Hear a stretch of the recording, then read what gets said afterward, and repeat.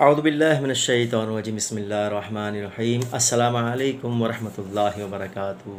उम्मीद अल्लाह की रहमत से कि तमाम देखने वाले सुनने वाले खैर खैरियत के साथ होंगे। तवील दिनों के बाद काफ़ी दिनों के बाद एक बार फिर मैं आपकी खिदमत में हाज़िर हूँ और बहुत ज़रूरी मैंने ये समझा कि कुछ जो हमारे दोस्त अहबाब हैं और रूहानियत से ताल्लुक़ रखने वाले हैं, इल्म रूहानियत के जो है तलबगार हैं और वो इस सफ़र पर जो है गामज़न हैं, तो उनके हवाले से मैं कुछ ज़रूरी जो गुफ्तगू मैंने समझा कि ज़रूरी कुछ बातें आपकी खिदमत में होश गुज़ार करूँ। यकीनन आज 26 मई है और बुध का दिन है और आज जैसा कि आपको मालूम है ये बताया गया कि आज चाँद गिरन। अच्छा, पाकिस्तान में चाँद गिरन ये नहीं होगा, लेकिन इसका जो दौरानिया बताया गया वो ये कि 1:48 पर ये चाँद गिरन शुरू हो जाएगा, यानी चाँद को गिरन लगने शुरू हो जाएगा और तकरीबन 4:11 और 1:48 इसके दरमियान में 14 मिनट का दौरानिया ऐसा होगा कि जिसमें चाँद जो है वो बिल्कुल अहमर हो जाएगा, सुर्ख हो जाएगा। ये जो है एक ये भी बताया गया, जो साइंसदान हैं उन्होंने अपना ये रिसर्च पेश किया। तो लूनर इक्लिप्स यानी चाँद गिरन के हवाले से जो बताया गया, आज जो बताया जाता है, जो तालीम की जाती है कि आमिलीन के लिए ये बेहतरीन और कीमती तरीन और बहुत ही अहम जो है ये वक्त है। लिहाजा तमाम मसरूफ़ियात को, तमाम कामकाज को, सब चीज़ों को छोड़ के बस ज़ोहर की नमाज़ अदा करें और ज़ोहर की नमाज़ के बाद बैठ जाएं। अच्छा, अब इसमें जो आमिलीन हज़रात हैं वो अगर हरूफ सवामित, जो हमारे ग्रुप में भी कुछ अहबाब मौजूद हैं उनको भी मैं इसकी इजाज़त दूंगा और जो सुन रहे हैं वो भी ये काम कर सकते हैं, लेकिन जो रूहानियत का, जो नूरी रूहानी काम करते हैं, सिर्फ़ उन्हें जो है इसकी इजाज़त है। और बंदिश करने के आमाल के हवाले से हरूफ सवामित की ज़कात, चूँकि शर्त यह है कि हरूफ सवामित जो होती है वो कमरी जो मनाजिल होते हैं 28 दिन, उसमें 4444 मरतबा हरूफ सवामित जिनका मजमुआ अहद रसस ताक लमवा यानी अलिफ हा दाल रा सीन सीन तो आइन काफ लाम मीम वाव हा, ये 13 हरूफ हैं। अहद रसस ताक लमवा ये इसका मजमुआ है। तो ये 13 जो हरूफ हैं, हरूफ तहज्जी जो सवामित है, यानी जो है इसमें कोई नुक्ता वग़ैरह जिसमें नहीं होते, जिसमें कोई नुक्ता नहीं होता, उसे सवामित कहा जाता है। सवामित ये सामित की जमा है, यानी वो उसको बग़ैर नुक्ते के चूँकि पढ़ा गया, जो नुक्ते वाला होता है वो गैर सवामित कहलाता है और जो नुक्ते वाले जो हरूफ होते हैं उन्हें गैर सवामित कहा जाता है और जो बग़ैर नुक्ते वाले होते हैं उन्हें सवामित कहा जाता है। ये इस्तिलाह है। तो हरूफ सवामित 13 हरूफ सवामित, इसकी ज़कात जो है वैसे बड़ी मुश्किल है इसकी ज़कात देना। 28 दिन परहेज़ के साथ, सारे शराइत के साथ 4444 मरतबा इसको लिखते रहें 28 दिन, फिर जाके बंदा इस हरूफ सवामित का आमिल बनता है। लेकिन चाँद गिरन और सूरज गिरन के अंदर उनके लिए खुशखबरी ये है कि अगर वह हरूफ सवामित, चूँकि बंदिश के अमाल में हर तरह की बंदिश, जायज़ बंदिश, चाहे वो आप रूहानी तौर पे लगाना चाहें, जिस्मानी तौर पे लगाना चाहें, हर तरह की, हर मामले की बंदिश जो है लगाने के लिए, जो बशर्त ये कि जो जायज़ काम करने के लिए लगाए जाए, तो उनके लिए बहुत ही, उन आमिलीन के लिए समझ लो ये सोने पे सुहागा है। ये दिन बहुत ही ज़्यादा जो है उनके लिए अहमियत का हामिल है। लिहाजा अगर वो इन जो है औक़ात में हरूफ सवामित की ज़कात देना चाहते हैं, तो चूँकि हरूफ सवामित इनका जो मजमुआ मैंने बताया, उनके जो हरूफ की तादाद बनती है अहद रसस ताक लमा, इनके हरूफ की जो तादाद बनती है, जो आदद बनते हैं, जो आदाद इसके ज़िक्र किए गए वो 543 हैं।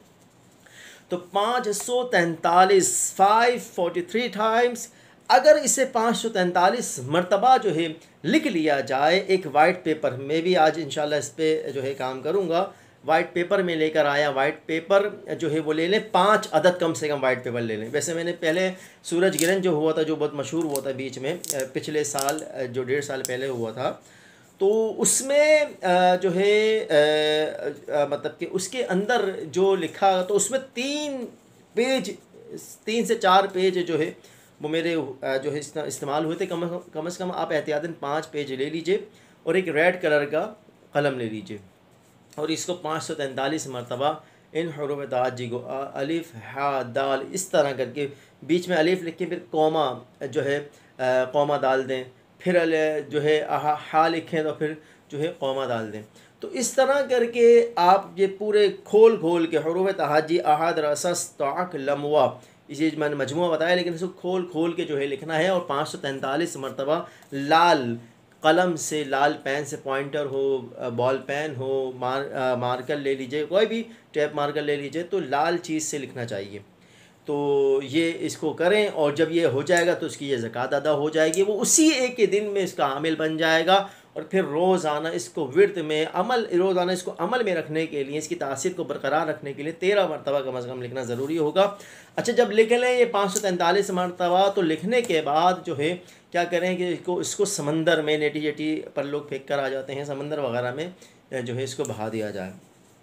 तो ये इसकी ज़कात अदा हो जाएगी। फिर रोज़ाना 13 मरतबा लिखें और लिखने के बाद लोगों को आप जो है दे सकते हैं। फिर मैं इसकी बंदिश का तरीक़ेकार जो है वो किस तरह, जो फ़ारसी इबारत होती है, कुछ फ़ारसी इबारत के तहत जो है उसको लिखा जाता है, या कोई उर्दू में भी उसको कह सकते हैं, लेकिन उसका तरीक़ाकार क्या होता है, कैसे इनको लिखते हैं, इसकी चाल क्या है और कैसे इसको जो है तैयार किया जाता है, वो इंशाल्लाह फिर मैं आपको नेक्स्ट टाइम इंशाल्लाह फिर कभी मौका मिला तो ज़रूर इंशाल्लाह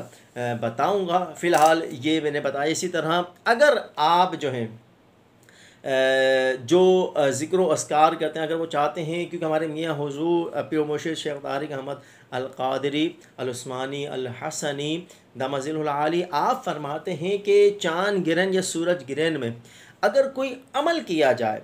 तो वो अमल अगले गिरहन तक, जब तक अगला गिरहन नहीं आ जाता, तो वो उस गिरहन तक मुअस्सिर रहेगा, यानी उसमें तासीर बरकरार रहेगी, मुस्तक़र रहेगी, उसकी रूहानियत बाकी रहेगी। इतनी जो है वो ज़बरदस्त तासीर होती है। इसी तरह एक तरीका इसका ये भी है कि अगर आप मज़ीद ये चाहते हैं कि मैं मुज़म्मिल पढ़ता हूँ सूरह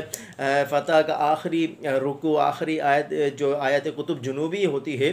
तो वो जो है पढ़ता हूँ, या कुछ भी सूरह मुज़म्मिल, चहलकाव या शेख अब्दुल क़ादिर जिलानी, नादे अली शरीफ, आयत कुतुब शुमाली और दीगर जितने भी आमाल हैं, तो उनको अगर पढ़ते हैं और पढ़ना चाहिए, तो मैं उसका आदात बता देता हूँ। उसको एक तरीका इसका ये है कि कम से कम अगर आप कोई भी अमल करें, कोई भी व्रत करें, तो एक टब ले लीजिए, उसमें साफ़ सुथरा टब हो, उसमें पाक पानी भर लीजिए और पाक पानी होना चाहिए। वज़ू वगैरह गुस्ल वज़ू करके खुशबू लगा के अब आप कुर्सी या सोफ़े पर या चेयर वगैरह पर आप बैठ जाएं, और बैठने के बाद फिर टखनों तक इतना पानी हो कि आपके टखने जो है उसके अंदर भीग जाएं। तो पानी जो है उस पानी के अंदर अपने पैरों को भिगो के बैठ जाएं और फिर चहलकाफ पढ़ें तो 1100 मरतबा चहलकाफ पढ़ें, नादे अली शरीफ पढ़ें तो कम से कम 700 मरतबा या 1100 मरतबा या 2100 मरतबा पढ़ें, या शेख अब्दुल क़ादिर जिलानी शय्यिल्लाह पढ़ें तो 1100 मरतबा या फिर 11,000 मरतबा अगर पढ़ सकते हिम्मत है, वरना 1100 मरतबा का जो है इसको ज़रूर पढ़ा जाए। इसी तरह अच्छा, ये जो अमल करते हैं, जो जैसे मिसाल के तौर पर किसी ने किसी चीज़ का चिल्ला किया, मुज़म्मिल शरीफ का चिल्ला किया, नात अली, जो भी अमल किया, तो उसकी तादाद जो है उसका मैं तअय्युन कर रहा हूँ कि उसकी तादाद जो है वो ये उसकी तादाद है, तो इसको इस तादाद के एतबार से जो है इसको पढ़ा जाए। इसी तरह आयत कुतुब जुनूबी वो 133 मरतबा, आयत कुतुब शुमाली भी 133 मरतबा, तो इसको पढ़ लीजिए। इसी तरह जो इसके आमिलीन हैं, जो इसकी ज़कात दे दे, अगर उन्होंने किसी भी अमल की ज़कात नहीं दी और वो चाहते हैं कि हमें भी कुछ हिस्सा मिल जाए, तो वो ये जो अज़कार बताए, नादे अली शरीफ अगर वो पढ़ना चाहते हैं तो नादे अली शरीफ को 313 मरतबा पढ़ लें, या 1100 मरतबा या 700 मरतबा पढ़ लीजिए।